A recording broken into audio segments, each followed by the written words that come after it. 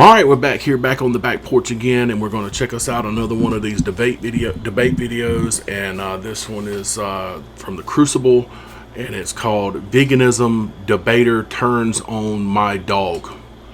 So this is Andrew Wilson, of course, going in to debate these people. And let's don't waste any time. Let's get right into it. Why do I care about your feelings, sir? Zen, like, why do I care? Imagine saying to me, imagine coming on here and having the gall to be like, you would eat this animal you had no connection to whatsoever. I do it every single day. Yeah, it's not a problem for me. Right? What do you mean? Am I allowed to ask a question to the moderator? Yeah, go ahead. Zen, are you friends with Andrew? I would say so, yeah. Does it slightly concern you that Sue is in Andrew's care, and he would not give a shit if someone Sue's throat if she was born in a different household to his, or born like in the Chinese meat industry? I have to try to be neutral, but what I would say, and I think this is fair to say, is that the only reason that dog is named Sue is because it's Andrew's dog. If it was in the Korean dog industry, it wouldn't even have a name. Yeah, well, its name would be Food A. No, but or Food B. But or Sue Food C. But Andrew, Sue would still be a sentient being who I'm sure you value Sue for other reasons than the fact that she is in your house. I value her 100% based on the utility that she gives me as a companion, but that's my own personal perception. My own personal feelings has nothing to do with how much I value the dog morally or not morally. So if Sue gave nothing to you, you would be okay with someone, you mentioned in your opening statement someone puppies in their backyard and you didn't care. Yeah, if someone Sue in their backyard in a sack, you just wouldn't care if you'd never met Sue. If I had no personal connection to the animal. Yes. Yeah. Why would I care? They take cows and slaughter. They take cows in slaughterhouses. Like, you're asking me if you had a cow named Sue, right? And you ate hamburgers in front of it, which I would do, by the way. Okay. You're asking me if you never had any connection to Sue and that cow was the one who ended up in the slaughterhouse, you wouldn't care. The answer would unequivocally be yes, I wouldn't care. And by the way, while you might think that this is some strange, not only is this not an own, but it's a very, very odd way to even frame something. Nobody cares. Right? Nobody cares. Nobody cares. They eat bacon like people will eat bacon in front of their pigs. They don't care. Right, but do you care that Sue would be in a sack in someone's back garden if she wasn't yours? No, I don't care. There's no moral. Listen, it happens all the time. People who train dogs, if they want to keep the line pure, will often take puppies that have something that's impure in them, and then and you know why they do that? Because they don't want impurities in the seeing eye for the blind animals, for instance. Let's say they have to have a completely pure animal in order to train it properly. So in order to keep the purity high, they'll the puppies literally in a bucket. Now I see maximum utility in those animals being purebred so that they can guide the blind around. Meaning that if the puppies are getting in a bucket, I don't care. Also, beagles have heinous experiments done on them in order to figure out whether or not antibiotics will be effective. But that's of great interest to humanity, so I also don't care. So let's say Zen breaks into your property and Sue's throat. Your only problem there is that Zen has broken into your property. You don't really care that Sue's throat is being... I'm sorry, repeat the question. I want to make sure I get it correct.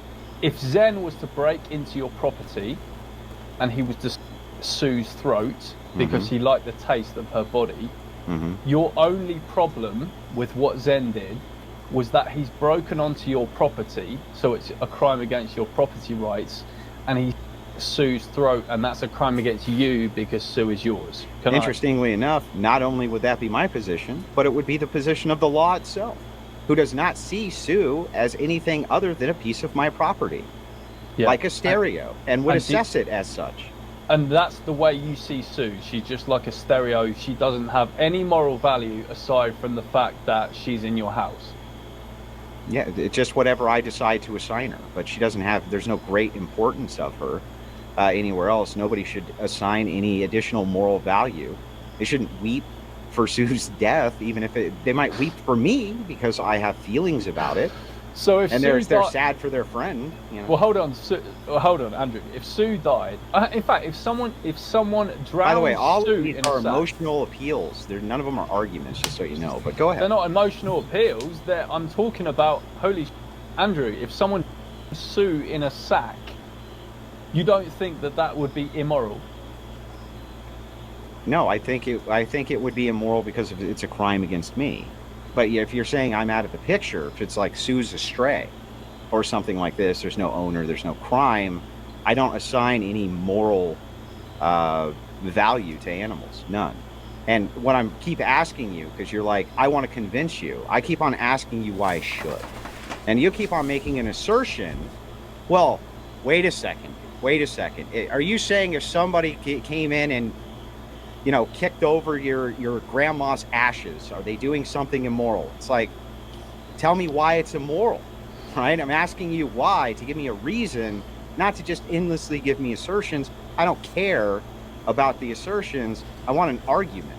Okay, Andrew, the problem is, if I can't even convince you that someone Sue's throat would be immoral, how the am I going to convince you that slitting cows? Well, this is an important question, because your big fight, according to you, is to convince the vast majority of the planet which eat meat that eating meat is bad. And yet most people on the planet agree with me and assign almost zero moral value to animals who are raised for the purposes of consumption. None. If they have no personal connection to the animal, they don't care about the animal. So while at the same time you try to criticize me, your entire job is supposed to be, how can I convince you today, right? And you haven't even levied a single criticism at me. Just ask me what I would do in a situation, but have not levied why what I would do in the situation is bad. Why is it bad? Andrew, the criticism is a reductio.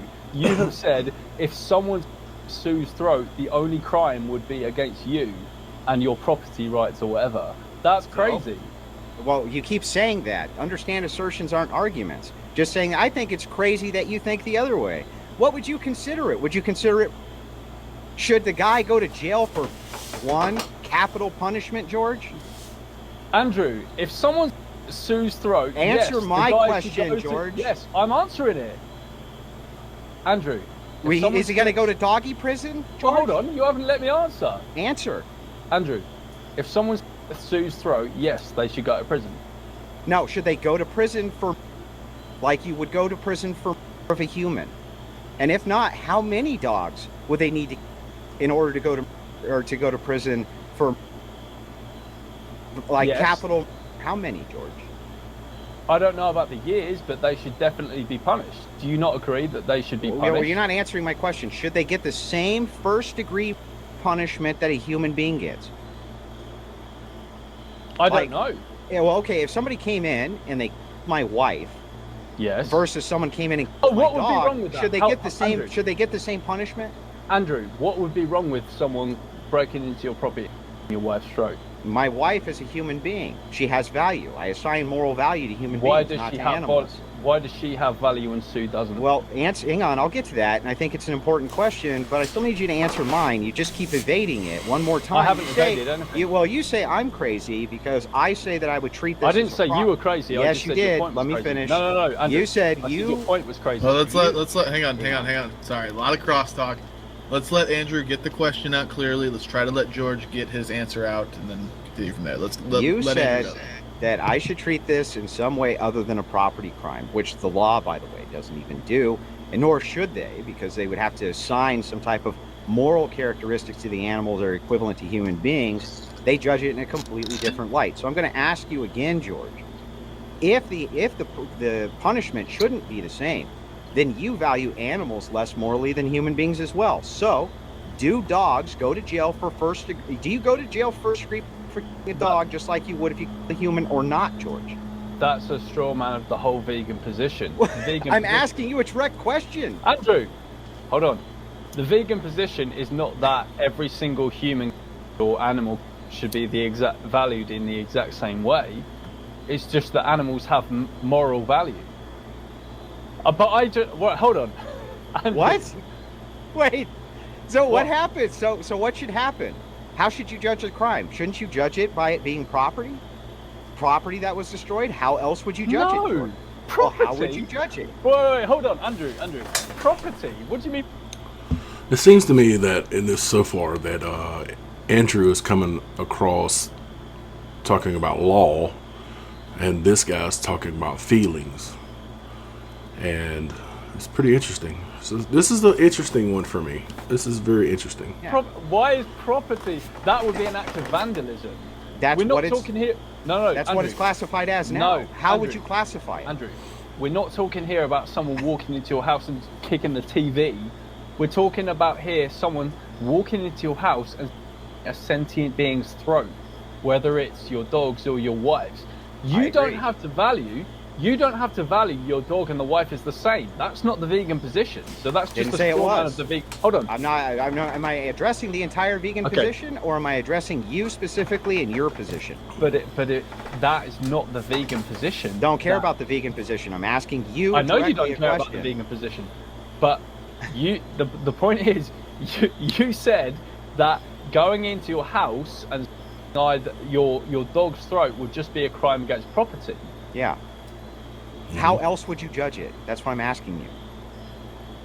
It's a crime against that being, that individual. So what should the penalty be? Is it equivalent to the penalty you would give a human being, or is it going to be a lesser penalty? It doesn't matter, because the whole vegan argument. It doesn't matter, huh? It doesn't. And you think I'm the crazy one? Why should it be assigned? I never said you were the crazy one. Why should it be assigned as something? I don't think, Andrew, I don't think you're personally crazy. I think the position is crazy. Is it? Yes. Would it be okay if it's? Why would you assign it a different type of than a human being, or would you? As in the dog? Yeah.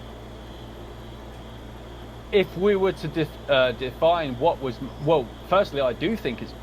Okay, I think you and I have the same definition of. We can skip right past that. So since you the dog, you consider it right, just like you came in and a human being. Yes. So what should the penalty be? Should it be equivalent or lesser than? Andrew, it doesn't matter. Why does it matter what the penalty should be? Here's why it matters. That's just a very convenient way. That's such a convenient way to just say, oh, your point is silly. Because, it is silly. You don't know the exact number of years it would be. No. Here's why it's silly. I'll literally paint you a verbal picture, George. It's silly because I say that the crime is against property that's owned by a person. That's the only way it could ever be judged, because nobody could actually give moral value to an animal. You say that's not true. So I ask you what the moral value set should be, and you're like, I don't know. So why should I take you seriously, George? You should take me seriously because I actually assign Sue moral value because she's a sentient being who doesn't want to have her throat.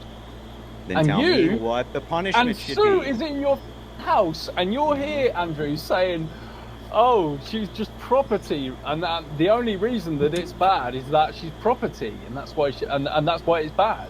Try to understand this in your head. I'm going to try to help you out here.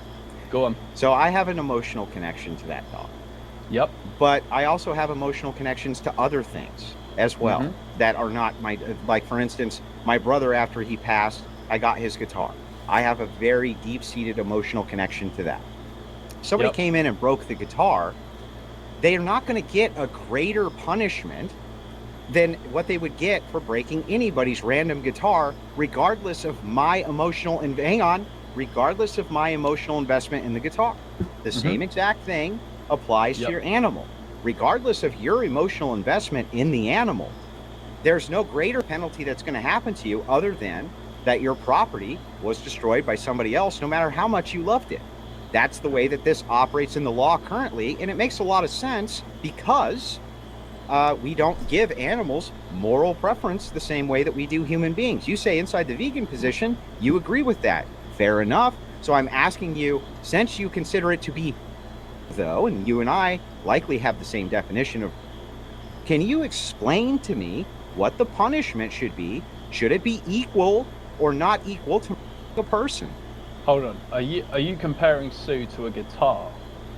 No, I'm drawing an Lord. analogy. I'm just making No, an bro. analogy of things that No, you can bro. emotionally value, and that if somebody Oh, come assaults on. the thing you emotionally value, it doesn't make the thing more valuable.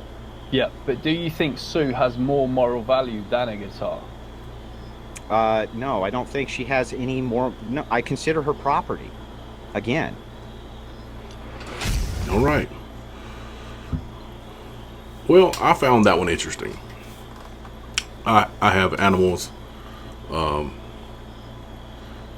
and you know, I have a serious attachment to them. So, you know, it's hard to say. I mean, Andrew's right. Law-wise, it would be considered just a part of your property. But you do have I have an attachment that would make me more sensitive to the situation. I'll say that. So anyway, I thought this was interesting. I hope that you thought it was interesting. Come back for more videos. I plan on doing more. Subscribe to the channel. Until next time, see ya.